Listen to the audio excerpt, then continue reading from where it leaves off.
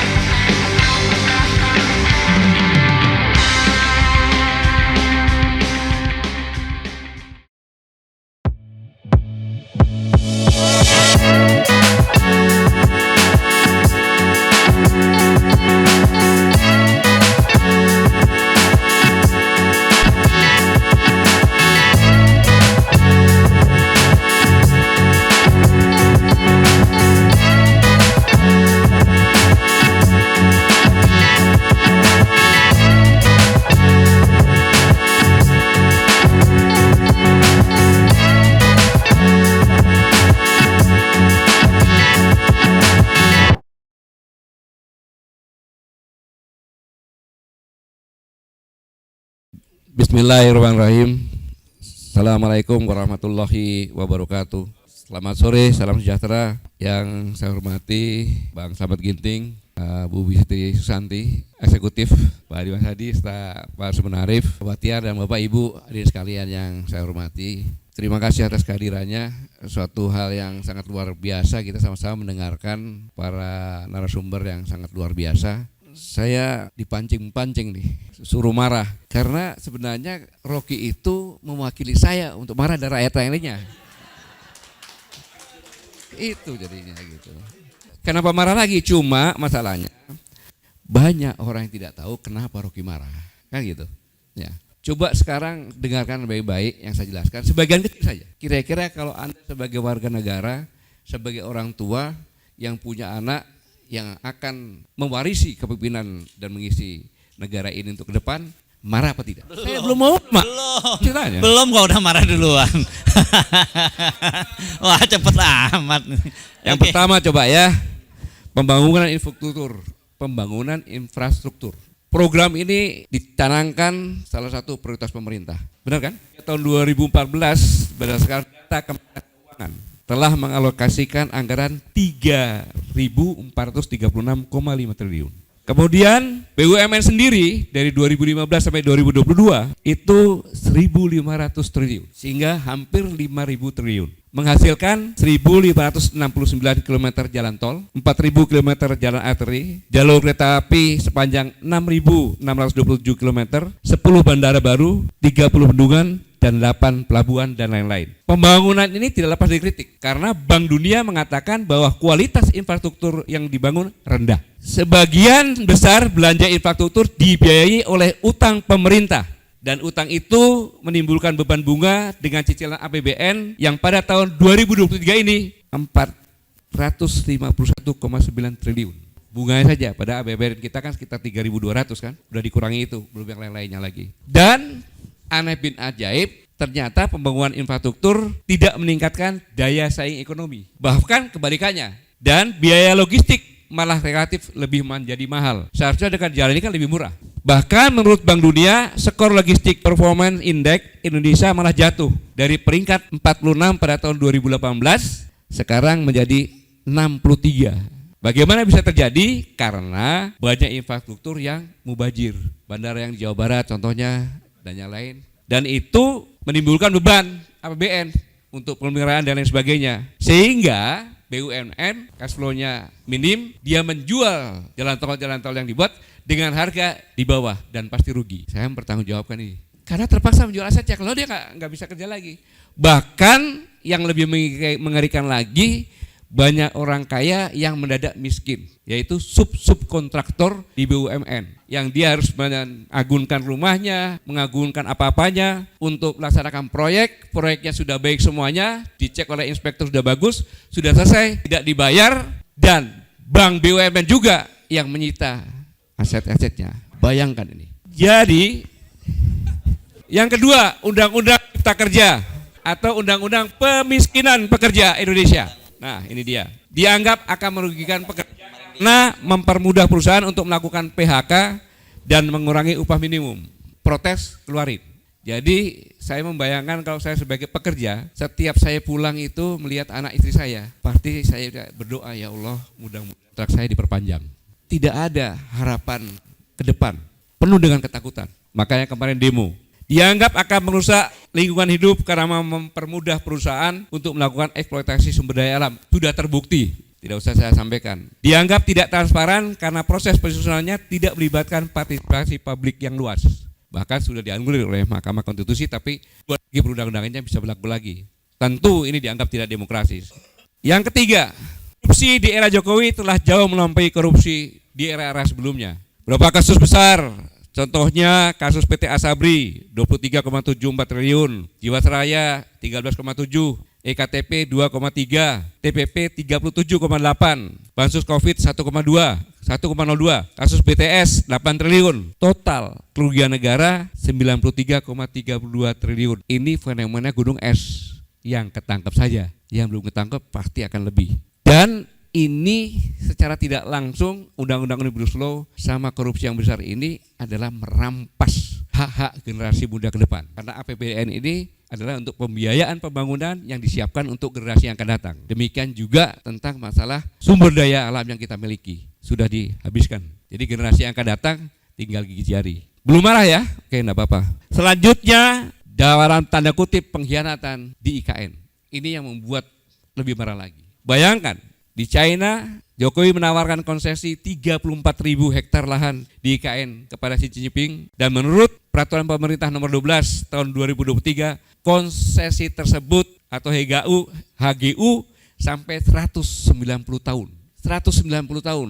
Belanda coba 75 tahun HGU-nya, kolonialisme. Serta HGB, hak guna bangunan, dan 160 tahun bagi investor di ibu kota negara. Bayangkan itu. Sedangkan kita di sini cuma 30 tahun sertifikat. Iya kan? Bayang. Dan Presiden Jokowi juga minta Cina menyusun detail desain IKN. Untuk apa kita punya arsitek, ya, insinyur, universitas yang ada di kita semuanya? Kenapa nggak disediakan? Dan Xi Jinping dengan Jokowi menandatangani 8 kesepakatan. Ada 4 kesepakatan yang sangat berbahaya. Pertama, Cina akan menjadi driver utama penyelesaian IKN. Kedua, kewajiban Indonesia untuk mengajarkan bahasa Cina di sekolah-sekolah. Saya ingatkan bahwa kita ada hubungan diplomasi. Sejarah Singapura, ketika Singapura memutuskan untuk menjadi negara industri karena dia nggak punya apa di sana, maka Singapura secara diam-diam menawarkan untuk tenaga insinyur dari Cina masuk ke Singapura karena tidak punya hubungan diplomasi. Akhirnya masuk ke sana. Kemudian diadakan bahasa Cina sebagai bahasa nomor 2, bahasa Singapura. Jadilah sekarang seperti ini. Bahasa induknya tergiris, bahasa Cina yang jadi. Kita punya hubungan diplomasi, jadi akan lebih cepat seperti Singapura kalau kita tidak marah dan diam-diam saja. Selanjutnya selain kewajiban untuk mengajarkan bahasa Cina di sekolah-sekolah, membuat 30 rumah sakit Cina di kota-kota besar. 30 rumah sakit di kota-kota besar. Bayangkan nih, apa yang terjadi. Keempat, yang lebih mengerikan lagi adalah pusat penelitian dan pengembangan bersama antara Indonesia dan China. Kalau namanya sudah pusat penelitian, itu adalah rahasia negara. Kita buka semuanya. Nah, seorang intelektual yang mengetahui ini pasti marah. Dikatakan tadi oleh Bang Adi bahwa nggak ada itu aturannya marah itu pakai begini-begini, nggak ada. Kemudian marah itu jangan samakan, Rocky bukan orang Jawa. Di daerahnya Rocky sana saling maki itu biasa. Ada di daerah sekitar Amurang, kebetulan saya pernah di sana. Kemudian kita melihat itu dengan kacamata positif atau negatif. Kalau kita melihat kacamata positif, Rocky itu adalah mewakili rakyat marah supaya meredam rakyat marah. Kan Rocky terkenal sebagai tokoh masyarakat. Seperti kemarin ada demo di depan gerbangnya Rocky kan dilemparin kan. Itu kalau lama sedikit habis. Masyarakat sana akan marah. Kenapa? Di tempatnya Rocky itu dia lambang pelindung rakyat. Karena ketika masalah tanahnya Rocky akan diganti rugi, apa yang Rocky katakan? Saya mau ganti rugi asal samakan dengan semua masyarakat situ. Itu Rocky. Saya mau diganti rugi tetapi samakan dengan rakyat yang lainnya sebagainya. Akhirnya datanglah satu orang itu. Cukup diusir satu orang aja kemarin. Kabur dia. Dan lucu, yang mimpin demo itu adalah persis seperti yang demo saya waktu di Surabaya. Orangnya sama. Nanti akan saya tanggapi apa yang dikatakan di video nanti ya, lebih lanjut lagi. Ya itulah.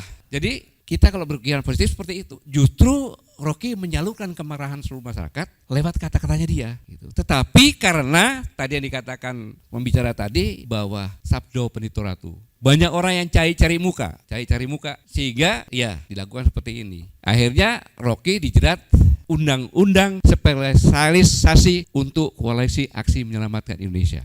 Anton Permana, Jumur Hidayat, Sagana Nainggolan, Ustadz Edi, sekarang Rocky. Tapi saya ingin bahwa undang-undang ini undang-undang frustasi. Tadinya kan penghinaan, delik penghinaan. Gak ada lagi undang-undangnya, udah cabut MK kan.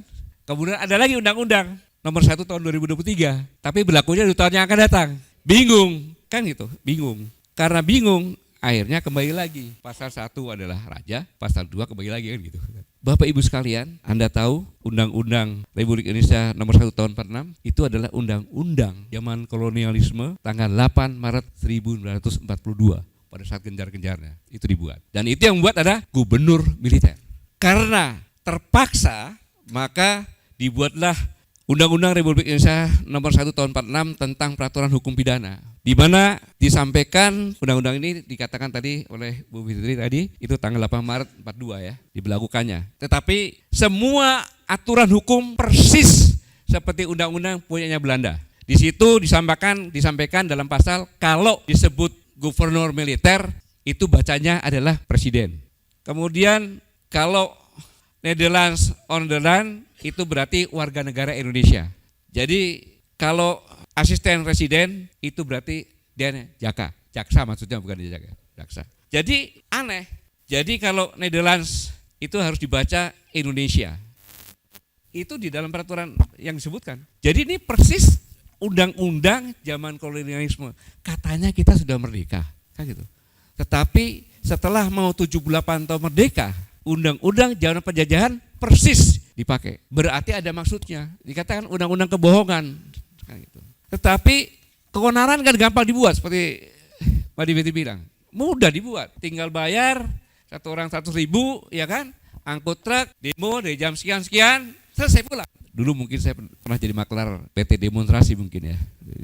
Tetapi yang saya ingin mengingatkan bahwa kalau rejim ini mempidanakan Rocky karena merasa tersinggung, terhina, terus mengayal pasal yang tadi, ya kan? Pasal yang tadi. Maka gubernur, bupati, wali kota dengan presidensi, pegawainya yang protes tentang kebenaran, dibaranya kebohongan, dibuat selesai. Bayangkan gubernur, bupati, wali kota menggunakan pasal yang sama, pasal kebohongan sama. Tapi saya mengingatkan juga kepada Kepolisian Republik Indonesia ini harus benar-benar waspada. Kalau sampai Rocky menjadi terdakwa, harus siap-siap di Polres. Ini saya mengingatkan ini, jangan sampai terjadi di Polres, Polda, Bareskrim akan ada yang menyampaikan kebohongan. Tadi apa tadi Pak? Mobil SMK terus apa lagi? Di kantong 11.000 kan gitu. Indosat akan dibeli, ya kan? Stop hutang luar negeri, tidak bagi-bagi kursi, stop impor pangan, dolar tembus 10.000, kemudian ekonomi meroket, tidak naikkan harga BBM, tidak naikkan harga listrik, banyak lagi. Bayangkan kalau masyarakat melaporkan ini disertai dengan demo, kan keonaran. Apa yang harus dilakukan?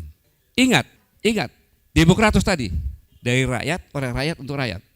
Dan demokrasi ini dalam bentuk apa ya? Pelaksanaan demokrasi dalam bentuk konstitusi kan? maka konstitusi di negara demokrasi tidak mengenal siapapun itu. Saya ulang, demokrasi di Indonesia ini, dimanapun juga, tidak mengenal siapapun juga. Hukum adalah paling tinggi dan harus patuh terhadap hukum. Kalau dilaporkan, apa yang dilakukan oleh kepolisian coba? Apakah aku melakukan yang sama terhadap Rocky? Ini saya mengingatkan loh, agar jangan sampai terjadi keributan nantinya. Ini saya menjabarkan, menyampaikan BVT loh, saya menjabarkan.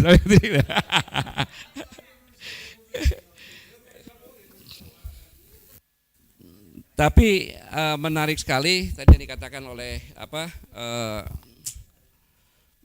Bang Adi Mas Adi, bahwa kemarahan itu bagi orang macam-macam. Ada yang kemarahannya seperti Bang Rocky kan gitu. Tapi sebenarnya Bang Mas Adi juga marahnya luar biasa. Cuma karena seorang seniman, dia marahnya beda.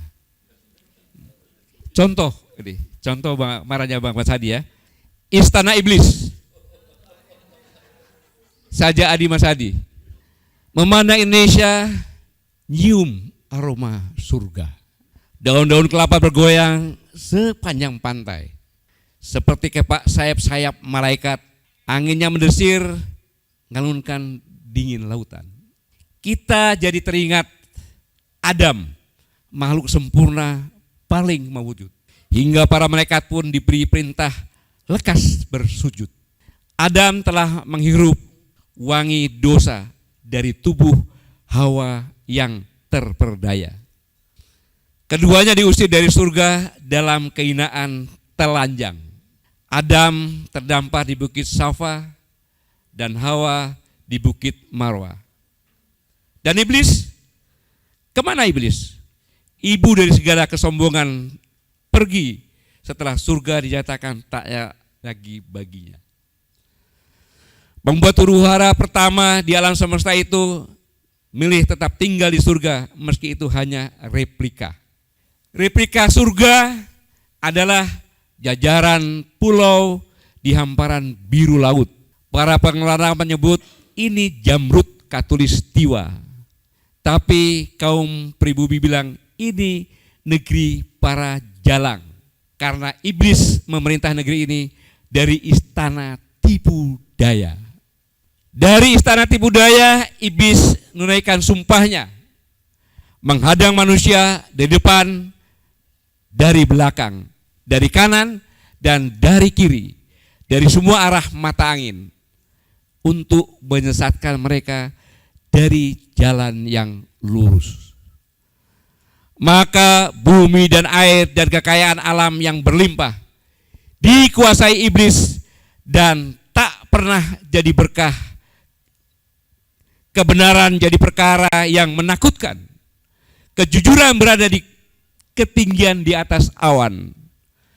Melihat istana yang didesain Dosares dibangun pada masa Gubernur Jenderal Lauden, melihat istana tipu daya dan iblis duduk di singgasana, menyerupai menguasai dari masa ke masa, dari masa ke masa.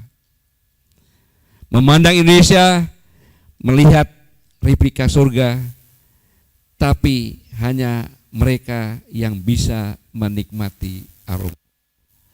Adi Mas Adi, tahun 2023.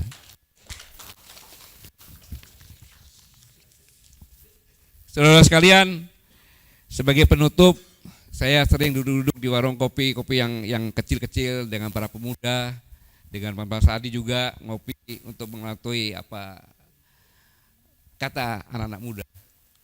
Ternyata kesimpulannya dari diskusi ini dari anak muda, jadi kalau ente bikin kebijakannya ugal-ugalan, ya jangan salahkan jika direspon secara nakal-nakalan. Terima kasih. Assalamualaikum warahmatullahi wabarakatuh. Waalaikumsalam warahmatullahi wabarakatuh.